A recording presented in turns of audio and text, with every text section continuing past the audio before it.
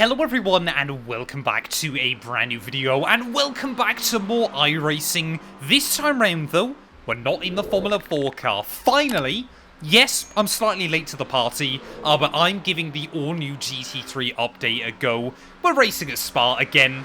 You know my rule. If Spa exists inside the iRacing, kind of weekly schedule, then I want to give it a go. I've picked the McLaren for this one today, just because I never really drove this car much when it first came out, and I absolutely love it as well there. But this race ends up being one of the biggest defensive drives I think I've ever had to do inside iRacing. A massive thank you to everybody that's shown us support already and helped us tick over 100 subscribers. If you are enjoying the content, please do make sure you hit that sub button and help us reach our ultimate goal of 1k as well. But yeah, without further ado then, let's head down to the grid. This one is a good one. Well, here we are then, ready back at Spa-Francorchamps once again. I don't care whether it's Formula Cars, GT cars, or basically anything else. If it's Spa, I still want to give it a go inside iRacing then. But yeah, back today in the GT3 Fix Series, 600 sign-ups for a random Tuesday afternoon. It is ridiculous just how popular this series has now become. Of course, I'm ever so slightly late to the new kind of tyre model changes and everything like that. But in my free practice, I've been having a lot of fun with it, and hopefully we can obviously have a good race today then. I'm expecting this one to be a bit chaotic, especially obviously trying to make our way up through a Rouge and Rally on lap 1. A lot of McLarens up towards the front of the order. It definitely still seems to be one of the most popular cars in class, but we've got a couple of BMWs, we've got a Ferrari at the front, I've got a Porsche just alongside me as well. Actually, a couple of Porsches right nearby, ready for the start of this one, but yeah, not quite sure what the number 18 McLaren's doing, as it seems to have been quite a chaotic start here, but it is green flag racing, and away we go then. I think I've actually gained a spot because of that, as Rasmus, I believe, was just a bit caught out, but obviously, yeah, lap 1, just got to try and ease it in nice and tidy there. The BMW, oh, there you go, that guy's gone. Immediately learning just how difficult it is to try and obviously get these things underway then, as there we go, green flag racing as we make our way down the hill. That has been a very, very confusing start here, as I'm just going to take it nice and easy. Don't want to take too much risk on lap 1. You can already see your top two having a bit of a battle, as immediately then Rasmus is going to try and get a run on me as we make our way up the Kemmel Straight then in towards Lecombe. Will he have the confidence around the outside to completely outbrake me? I will try and throw it in a little bit aggressively there, see if we can throw him off. And we will kind of upset his braking just a little bit. But again, not quite having the confidence myself to really try and go for anything, too aggressive too early on. As always with these kind of races, ideally I just want to gain a little bit of iRacing, gain a little bit of SR, and obviously learn as well. Get to the finish, that's always the most important thing here. There's someone up in front kicking up a lot of gravel on this opening lap as well then. Down the hill we go in towards Pouon. Obviously been doing a few of the special challenges on the short format videos as well. A massive thank you to everybody that's already subscribed to the channel. We're up over 100 subs already. So yeah, massive thank you to everybody who is obviously liking the new content and dropped a sub on the channel. Plenty more iRacing content coming in the future as well, and really, really looking forward to what this channel can bring as well. There is all just kicking up a little bit of gravel then, as according to the chart we have now got all of those tyres up to scrub. And that's really, really important then on lap 1. Does take about a lap around here. I mean, it is one of the longest tracks on the calendar. But yeah, about a lap to obviously try and get the tyres fully up to temperature. As we actually just pick up a 1x there for running ever so slightly wide in towards Blanchemont. Oh, that Porsche as well just behind there, getting a little bit nervous. Oh! He's going to go try and go for a move as the BMW completely drops it, and luckily able to get around him then. We've gone out of track limits. Keep it between the lines. I'll be honest, I don't know whether it's the McLaren's just very good for it or what, but I've really had no truly scary moments in this car so far. Maybe I've just jinxed myself by saying that very early on, but yeah, 2 spinners on lap 1 in front of me. So that's quite surprising, to be completely honest. Like I said, I don't think, I've really had no kind of properly scary moments in this car. Maybe I just have always driven it in such a way that I'm not too aggressive on the tyres. There is kind of a meta to drive this car, or drive the GT3s quite quickly inside iRacing as well. Maybe the McLaren just fires up its tyres quite quickly. Maybe it's something else I've just not noticed, or maybe for a change, hopefully, I'm not the driver with a skill issue there. As I mean, the top 3 though, very, very quick. I thought we might be able to fight for a podium based on qualifying times. We'll wait and see. It's already a 3-second gap up to Alexis just in front. We've done a pretty good job avoiding the chaos, like I said, but you know, will it just be a case of, you know, trying to just hold station? Maybe a more defensive drive than an attacking one, as just dip the car into 4th gear, down through poo on that turn around there, try and get the weight over the front, try and get the car balanced. Of course, I've never really driven the McLaren, the new McLaren 720S all too much either inside iRacing, so definitely, obviously, want to drive this car a whole lot more in the future. So you can see that Porsche again, though, filling up the mirrors on the dash as well. I do love these GT3s with the dash as well inside the sim. But I think, yeah, the Porsche this time around might be able to get a little bit of a run on me, so I've just got to be careful and that I defend the inside line in towards Blanchimont, because that's the last place I want this guy getting a run. Looks like he's just going to stay a bit measured early on, just sit back behind me to make our way through. And again, I think he's going to be just a little bit too far back in towards the bus stop, or he's going to go for it anyway. Good job there that I didn't commit to the apex. And luckily, we'll defend that one through the bus stop chicane as well then. So clearly, we're going to have to be a little bit careful of Krzyzek just behind me. I probably butchered his name horrendously. I don't think I'm going to be able to pronounce that one. He's from now on, he's going to be the Porsche driver. Inside this race then, but yeah, I mean, this one is going to be 9 laps here. Top times you can already see a 17.5. That is very good going on just lap 2 then. I'll be happy if we're able to get into the 118s, to be completely honest. Oh, sorry, the 218s, I should say. The 118, I would be, well, questioning what hacks I've suddenly brought to the circuit today, but I mean, it's kind of, your top 3 are broken free, and then apart from a few stragglers towards the back, we are kind of holding up the rest of this train. Well, I don't feel, don't feel like I'm holding up everybody too badly, too early on as well. We'll wait and see if I get dive bombed again, but so far, of course, I've done a few F4 races. They've all gone all right, but I have made mistakes in all of them, so I'm hoping I can get through this race without making too many errors.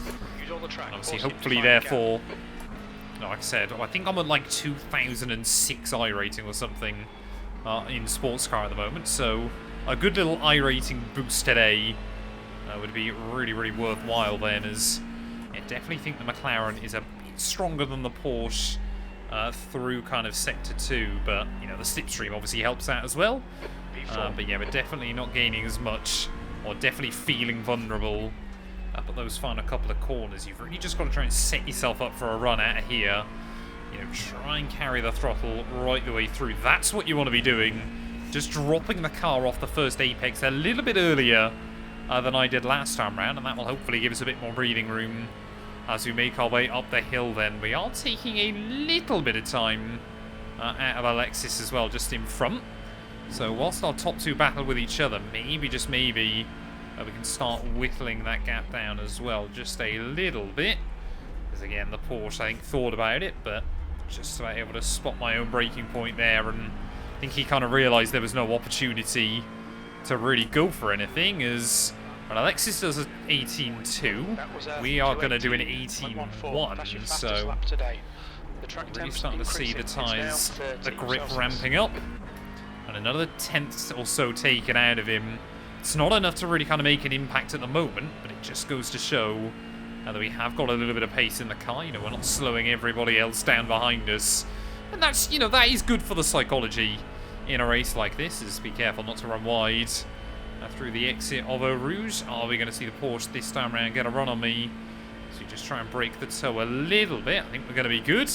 See him flashing his lights there, maybe just trying to throw me off in towards the next braking zone, but yeah, luckily, you know, I feel like I know Spa at the back of my hand, so hopefully that is going to be a good omen throughout the rest of this race there. As say, you've just got to try and make the track as wide as possible. As again, he tried to have a bit of a look there. He had to come off the brake a bit earlier than I wanted, just to kind of stop him running into the back of me. He's clearly feeling very, very brave early on here.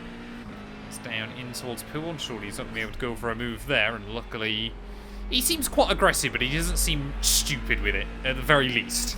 Like, if he's going to go for a move, I think it's going to be fairly calculated. It's not going to be he's decided 4 corners beforehand he wants to go for a send. As again, oh, it just shows the nose there, and we just don't quite get the nose in where I need it. But of course, especially through, you know, some of the big traction zones around this circuit, it is very, very difficult to kind of stick to the guy in front. So nice and tidy on the throttle once again. I think he just got caught out a little bit there. I broke slightly early through the first part of Stavolo, and I think that just upset his run a little bit more than he would have wanted. But again, it seems like I do a lot of defensive driving so far in iRacing. I've never really thought of myself as much of a qualifier inside the sim, but that might be how we're going at the moment. As again, he goes for a bit of a dive bomb. And again, I will just about spot it, and hopefully actually will leave him vulnerable to the McLaren behind that time around. Not quite what we're able to do in the end, as they're definitely starting to battle a lot more aggressively a little bit further behind, and with how much they were pushing each other down to the wall, could we see some fireworks fairly soon then in this race? Are people already just getting a little bit impatient here? 20-minute race, obviously, rather than the 15-minute that we've been doing in the Formula 4 so far, so I must admit, yeah, I do prefer these slightly longer races. I want to start doing some of, like, the special series that iRacing do again. You know, I'd love to do some of the IndyCar, the classic Formula 1 series, the normal Formula 1 series, all those kind of things I'd love to kind of dive back into and have some fun with as well down the line, but you know, that is definitely going to be a quest for another day. So just a little bit of gravel getting flicked up once again. I believe that was from Alexis just in front. Seems very, very happy 10 minutes left. just to throw the car over those curbs. As crew chief seemingly... Oh, I am the number 4 car. I hadn't realised that. Oh, as that's not the line I wanted. Just ran a little bit wide there over the curbing, and again, the Porsche behind me just senses a little bit of vulnerability. Again, luckily we're able just to keep it calm, keep it composed where I need it. Just make sure, you know, we're doing all the right things, putting the car in all the right places. But definitely not going to have a chance for a podium unless Alexis makes a mistake a little bit further up. But yeah, I mean, these GT3s now, I'll be honest, for me, I haven't noticed much difference with them, but I do always like the way they handle, you know, ever since they kind of figured out the ABS and the traction control inside iRacing, they are very, very good fun now to drive. So you can just see there, carrying a little bit more confidence on the exit, knowing that even if I don't get the car perfectly over that inside curb, we've got the grip, we've got the tyres, just still to be able to do something with it. Again, will we see the Porsche behind try and go for a little bit of a cheeky dive? I'm going to be a little bit careful there. I'm actually going to kind of throw the nose, or sorry, throw the car actually slightly more defensively on the way in, just to kind of make him think that I'm going to go defensive, just so he kind of backs out of it before he really ever gets the opportunity to do anything. I think that's got to be the goal here. Okay, that was 218.45. So again, almost into the back of us down at turn 1. You have just got to be a little bit careful on that loud pedal. But I don't know kind of how much the dirty air will be affecting him behind me as well. As we make our way through these first few turns, especially through a Rouge and Radion. I would assume it's still flat out, but it might just be a little bit more scary when you're the car behind there, as we just dipped a wheel over the inside curbing that time around. Try and swing a bit defensive this time, just to make sure that he's aware that we are going to go defensive. And then move back over to the racing line in towards the corner once more. And when you realise that he's not got a run, he's not able to get anywhere near where I'm sure he would have wanted to. As apparently we're just going to get marble flags up every single time we go through the exit of Lecom there. As again, he's just trying to see if he can force an error out of me. We've just got to focus on hitting my marks. Not doing anything stupid, not making any errors. Get the car planted where I need it.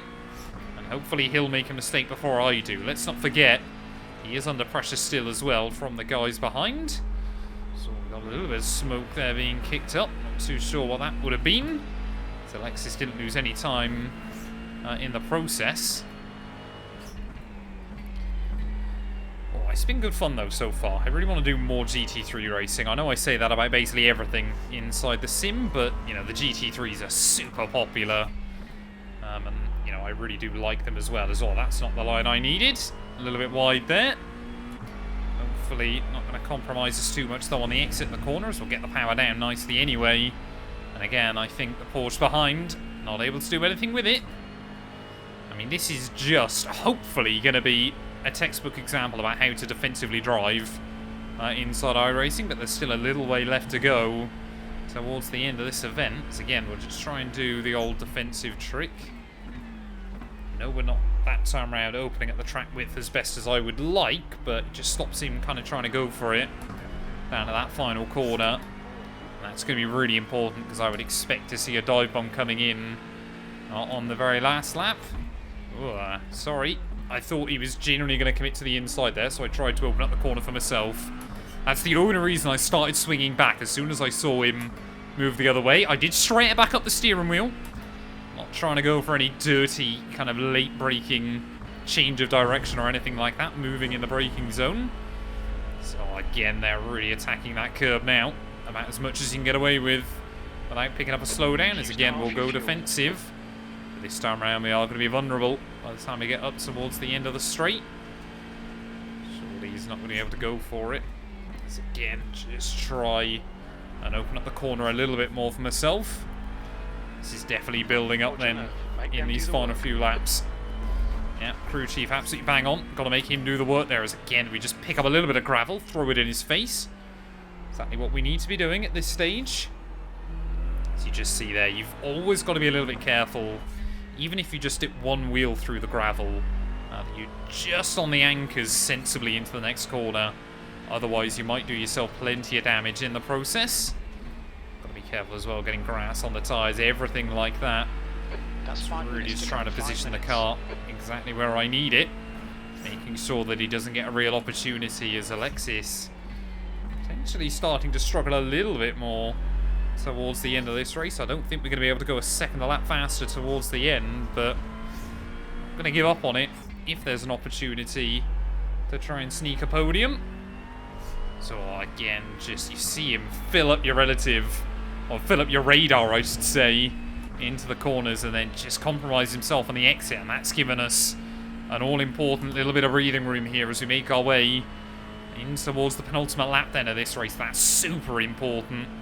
I mean, he might obviously close back in again in these final couple of laps, but it just means I can focus on my own lines, make sure that I'm not having to defensively drive as much as we have been then. Nice and tidy through the bus stop. And just get on that throttle on the exit. Really nail the opportunities now. Use the lines. Sure we'll lose this place.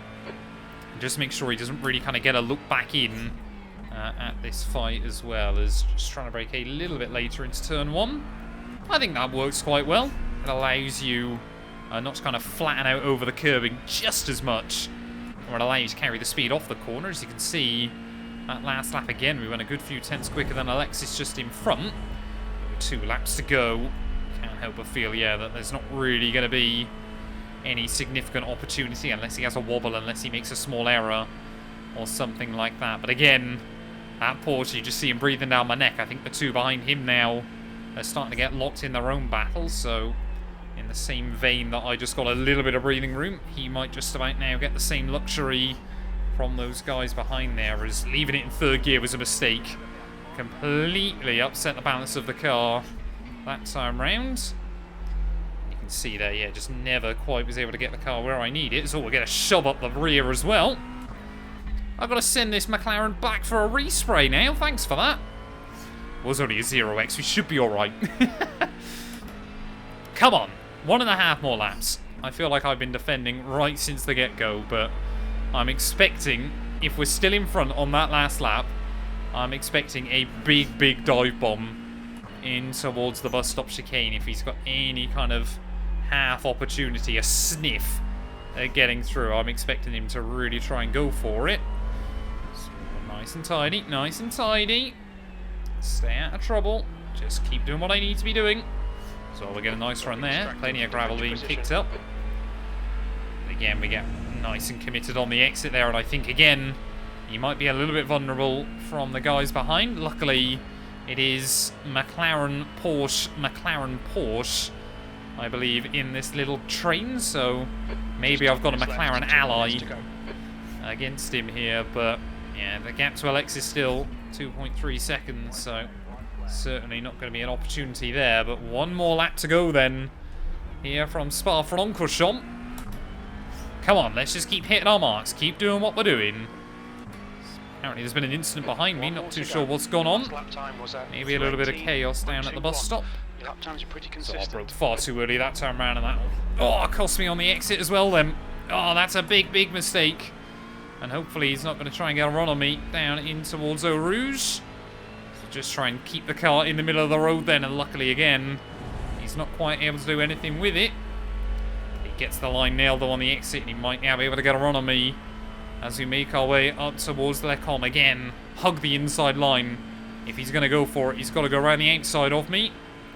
That is really, really important there. We'll just give him a sense that maybe we could be opening the door into the corner. But again, we'll just about hang on to it and able to obviously get on that throttle a little bit earlier, being on that inside line. I'm expecting another dive potentially down in towards Malmedy. He showed the nose. But again, we just broke a tiny bit later in case he committed to it. Like I said, I'm expecting he's going to try something down in towards the bus stop, so we're going to have to go defensive this time and make him, if he wants it, to go the long way around there, but still would obviously try and get round to the bus stop. We've been defending so much in this race. Surely, please say we can hang on right towards the very end. I might have to really concentrate through those final few corners, but let's just see what we can do. Yeah, we've got cars queuing up behind. I'm just hoping that we don't get involved in an accident, don't have like an incident or anything like that right towards the end, but just make sure we get on that throttle. One fluid motion as we try and make our way then up in towards the final few corners. It looks like Jake dominated qualifying. He's withstood the pressure from Virgil throughout this one as well then, because we know what we've got to do. Come on, come on, come on. Just position the car exactly where we need it. Don't be too worried about going too aggressive on the brakes or anything like that. So there we go. Just so I get it slowed down. Great battle though, right the way through it. And a good defensive drive. I'm happy with that.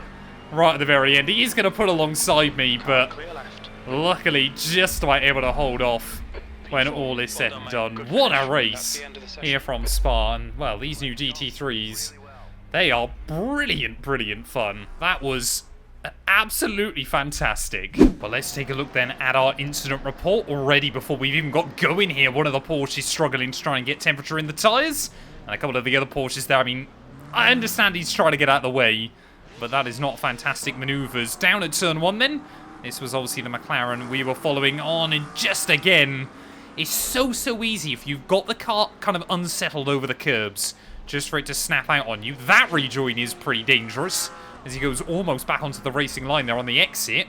But at least we get a good look at the pace car, making his way down into the pit lane then. Here's the BMW that we managed to dodge at the end of lap 1. And I did think for a second whether it was netcode. It definitely wasn't. But again, obviously just forced to have to try and get out of the way of everybody else in the process. Oh, he's been unlucky there. Backed into the wall at about 3 miles an hour. And the rear wing gets completely ripped off. That is a bit of a shame. And disappointing for him. I know there was definitely a couple of other incidents then in this race. This, I think, again... oh no, that definitely didn't happen with the Porsche we were battling with. Kind of just used him as a battering ram into Malmedy there. That's a bit of a shame to see. And then the McLaren, a little bit of a sketchy rejoin. And the other McLaren can't quite, well, does avoid him, but just gets a little bit spooked in the process there. BMW trying to soldier on without his rear wing. That is a brave choice round here. I would assume he didn't know he'd lost it, because it was a really, really low speed impact for that to happen. But yeah, I think that's going to be basically GG when all is said and done there. Bus stop chicane claiming another victim. Yeah, just again, Too early on the loud pedal, and he paid the price as he does get going again without too many problems. Another Porsche battle, and again, this number 1 car is just using people as a battering ram. He's just barging his way through. No, irrespective of what happens, and well, he certainly has no intention of ever giving a place back either. But there we go. That's all of them then.